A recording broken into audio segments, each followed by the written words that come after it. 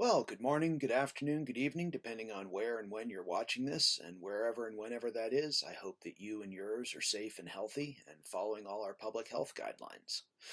All right, this is it. Lesson 29, War's End and Aftermath, and our course conclusion. Um, Remembering that I had to modify the syllabus because I had to miss a lesson after my first round of surgery. But here we are, and if you're looking at the slides and following along, you'll see that there I am. For a moment, I thought I was wearing the exact same T-shirt in that picture, but no, that's my Napoleon T-shirt that I'm wearing when I was at Potsdam. So anyway, sorry, had a moment there. All right, well, I'll walk you through the slides, and I'll tell you a little bit about the two books that your classmates did not choose. Right, moving to course administration, I just want to say a few words about incomplete and satisfactory, unsatisfactory grades. I've sent out some information on this, but just to reinforce a couple of things. Number one, if you want an incomplete grade, meaning you want more time to finish this course, most of you who are thinking about that have already talked to me, but it would help me if you just went ahead and sent me an email saying, yes, I do want an incomplete grade for this semester. That'll just reinforce and make it a little easier for me bureaucratically to make that happen. It's a fairly straightforward process, but having that reinforcement helps. If you're considering SU grading, satisfactory or unsatisfactory, the good news is you get to wait until grades are posted to make up your mind about that one. So once grades are posted, you have through May 15th to request satisfactory, unsatisfactory grading. Essentially, an A, B, or C grade turns into a satisfactory grade, or a D and F turns into an unsatisfactory grade. A few folks have asked me if this is a good idea or not, and really what it comes down to is if the grade you receive in the class is lower than your current existing GPA, so let's say your GPA is 3.5 and you get a B in a class, it would be wise to request satisfactory grading for that, because a B is less than a 3.5, and so it would bring your GPA down. So anything that's equal to or greater than your current GPA, it would be wise to accept the letter grade and bring it up. At least that's my interpretation. That's advice, not directive. Oh, course feedback. Really, really, really need that. It's been a long, strange semester in many ways. It's also my first semester teaching the senior seminar. So any feedback you can offer, positive, negative, in between, whether it's about the way the course was organized, the text chosen, how I taught it, what happened when we had to go to remote rather than face-to-face. Anything you can offer about the class would be gratefully accepted, and I would love to hear what you have to say so that we can, so I can get better at this. I'm going to do this for the rest of my life, and I'd like to think that every time I do it, I get a little better, but I only do that with your help. So if you could just take the 5 to 10 minutes and fill out the survey, I'd really appreciate it. Other than that, no new news administratively. Moving on to jobs. No specific job today, but what I've given you are all the links that I routinely monitor. Now, these are far from all of the sites that a job seeker might be looking at. Specifically, I don't routinely monitor higher education sites anymore, since I've got a job in higher education and I don't want to leave it. But for your education information, these are the sites that I usually draw our jobs from. Especially worth noting that government jobs are all handled at that particular governmental level. So for instance, if you are open to working in Kansas as well as Colorado, you need to be looking at the Kansas state websites. Fortunately, many governments do post history-related jobs in some of the general museums and archives kind of sites like the National Council on Public History, etc. But still, if there's a particular area of the country you're interested in looking at, it would be wise to be checking out their state and county and city sites as well. All right, and always, if you have questions about jobs, I'm available. We're about to head into summer, and what I end up doing mostly in the summer, especially since I'm not teaching this summer, is advising and counseling. And I'm happy to do it, and if we're still remote, I'm happy to keep Zooming. Okay, the writing tip. To summarize, hopefully, some of what you've learned about writing over the semester, and as you finish up your final papers, which I'm really looking forward to reading, you're keeping in mind. Remember, everything you write is crap when you write it. That's okay. Everybody is that way. Nobody writes a good first draft by definition. It's revision that makes it good. More revision makes it better.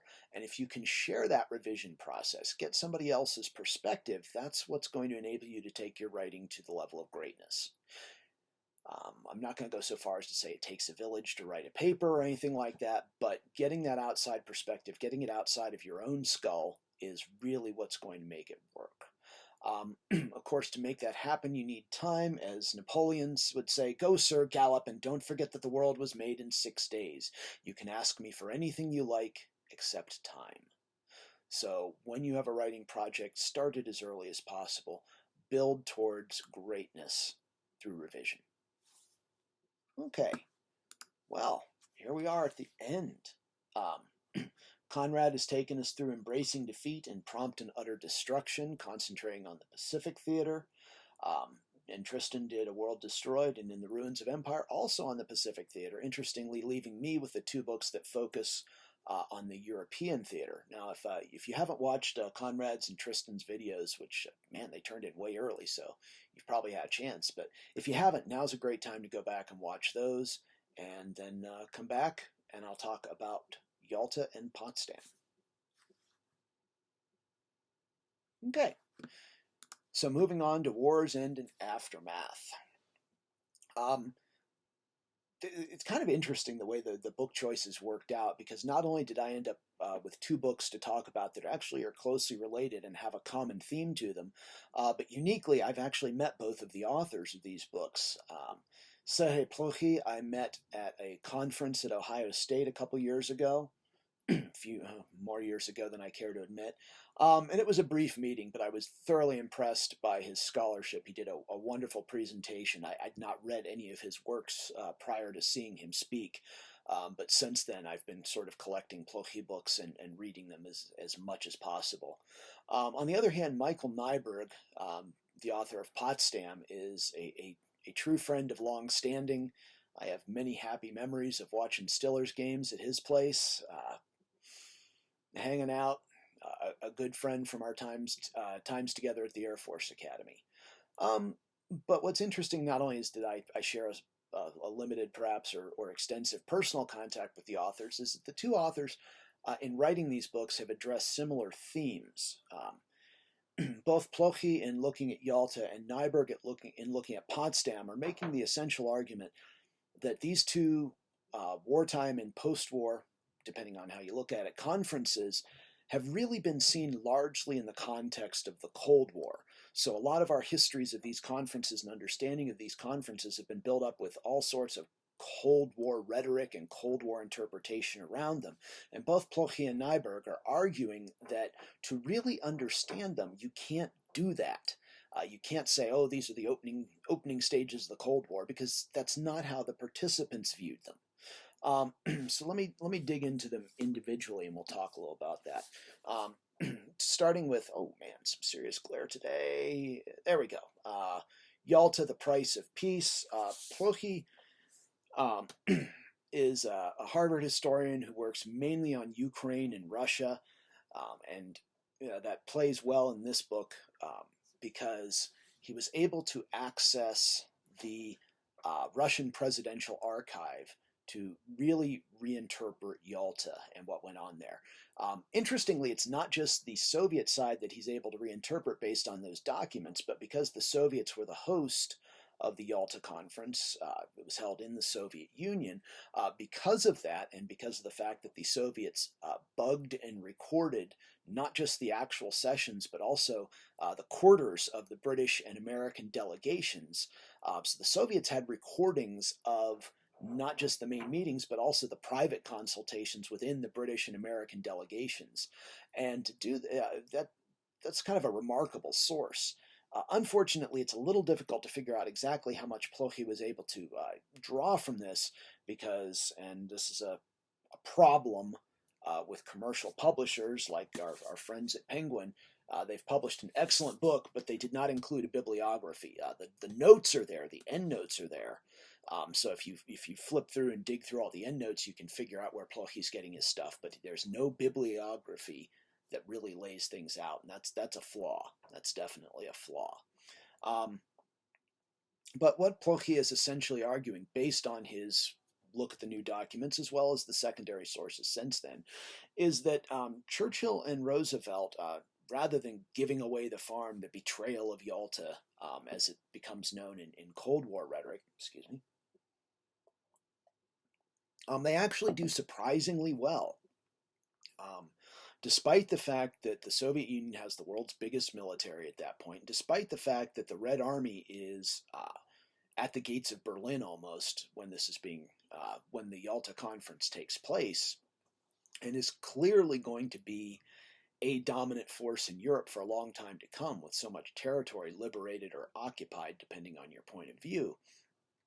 Despite that, Roosevelt gets the two most important things out of Yalta that he wanted. Number one, the Soviets promise that they're going to participate in the United Nations.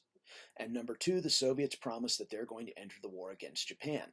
And these were Roosevelt's two most important goals. The first, diplomatically, getting the Soviets involved in the United Nations speaks to Roosevelt's desire that there not be a third world war, that there not be another conflict, and that the United Nations is going to be a way to peacefully resolve and sort out differences. And Soviet entry in the war against Japan, remember, the Manhattan Project is still just a project. The atomic bomb doesn't necessarily work. The Japanese not only have their home islands, they're losing the war in the Pacific most assuredly, as MacArthur and Nimitz are leading their respective advances.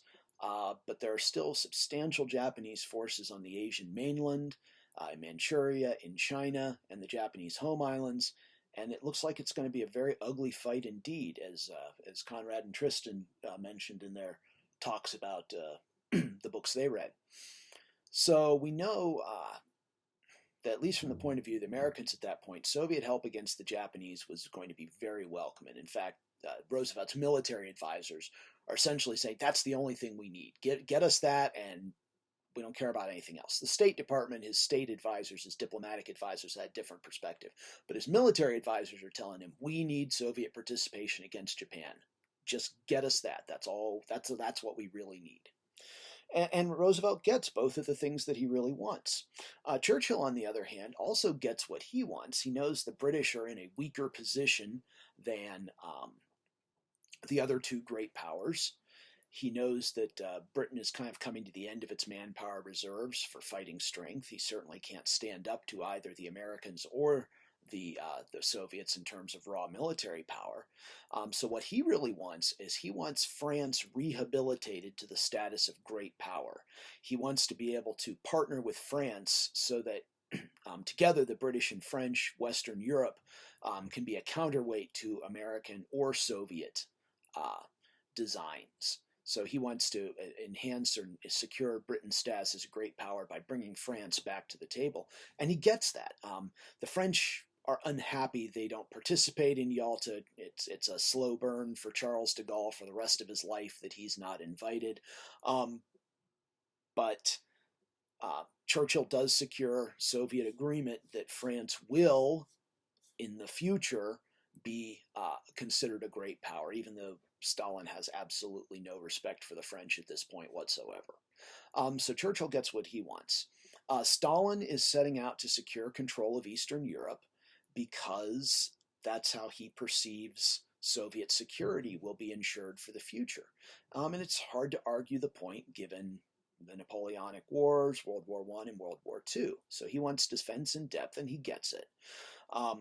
After the Cold War really gets started, much is made of the giving Poland to the Soviets or giving up on Poland or anything else. And Plochi acknowledges that point of view, but argues essentially that other than the British and Americans declaring war on the Soviet Union and invading the territory and reconquering Poland from the Red Army, which is a militarily questionable endeavor at best, but also that they would have to do that while the Germans are still fighting. The war is still going on. World War II is not won. Clearly, victory is in sight, but the war isn't over.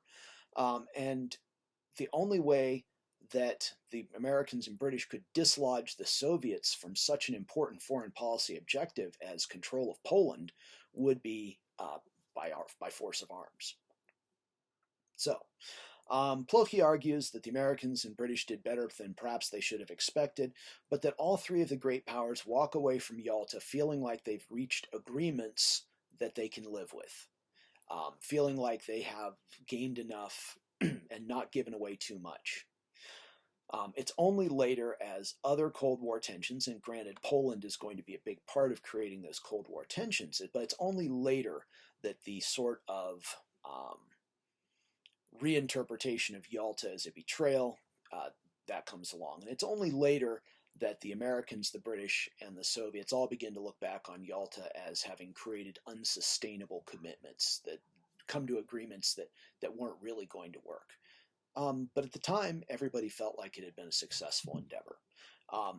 Plokhy also uses his new sources to argue that Roosevelt, rather than being too sick and too weak to manage foreign policy, is actually very adroit at Yalta. He doesn't argue that Roosevelt is sick or weak, but he rallies and really does a masterful job in Plokhy's interpretation of leading the American negotiating effort.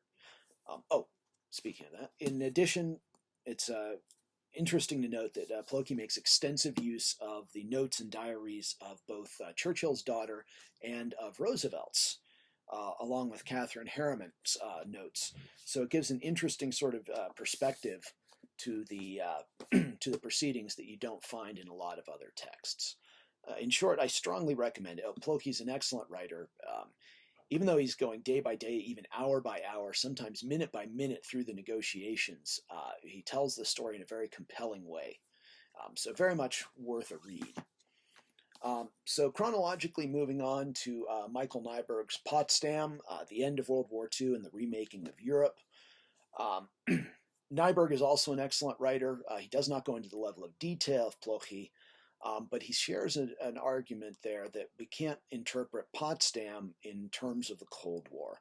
And in fact, he explicitly argues that really what's going on at Potsdam is that Churchill, Truman, and Stalin, Churchill is replaced partway through the conference by Clement Attlee because the British conservatives lose an election and Churchill is ousted as prime minister.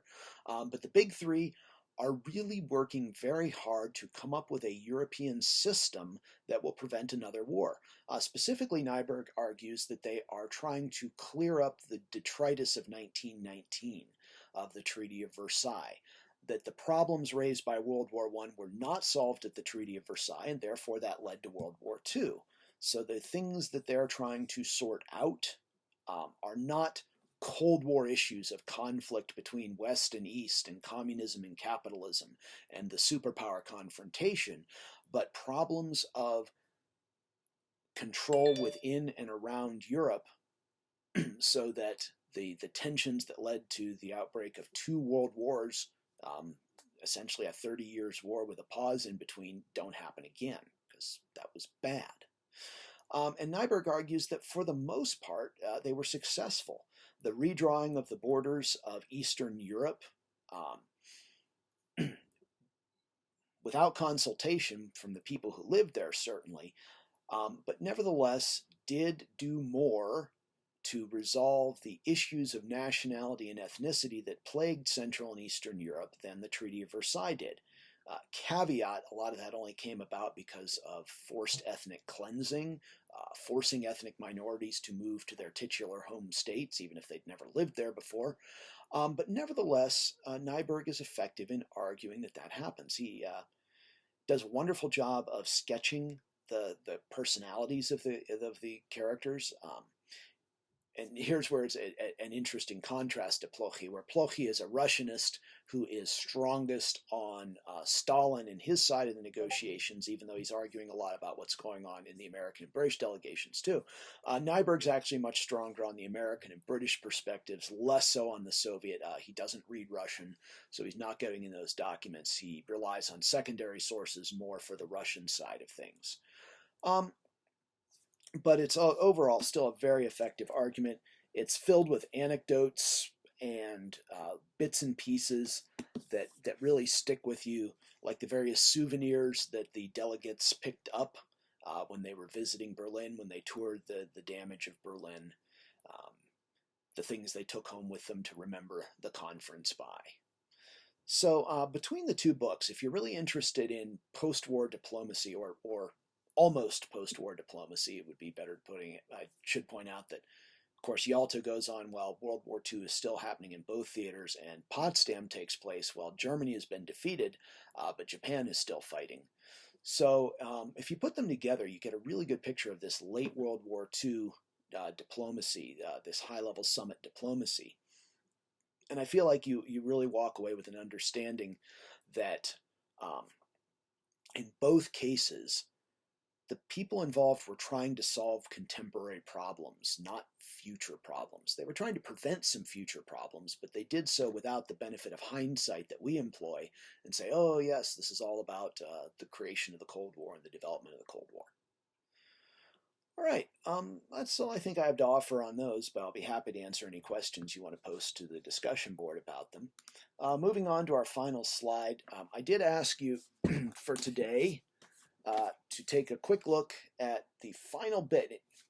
You realize you've read this whole thing? Isn't that kind of amazing? I mean, we always use it as a reference book, but now we've actually read it together, and I thought that was kind of neat. But I asked you to read one last chapter here about presenting your research in alternative forums. And I want to take just a moment here. There's lots of opportunities for you to get your work out there. There are conferences. We don't know what the future of academic conferences is going to look like in terms of COVID-19, but we do know that they will still exist. Some may be virtual. We don't know what's going to happen there, but you will have the opportunity to present your research at conferences. There are undergraduate research publications such as El Rio and various others.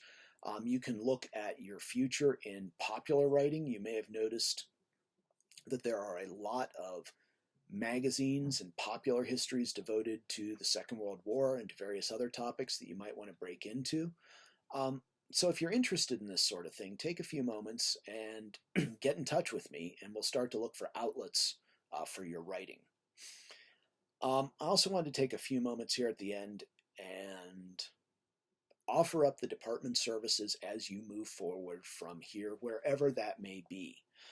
This is the senior seminar. I realize that not all of you are graduating immediately. Some of you are still going over the summer, even into the fall, perhaps even to next spring.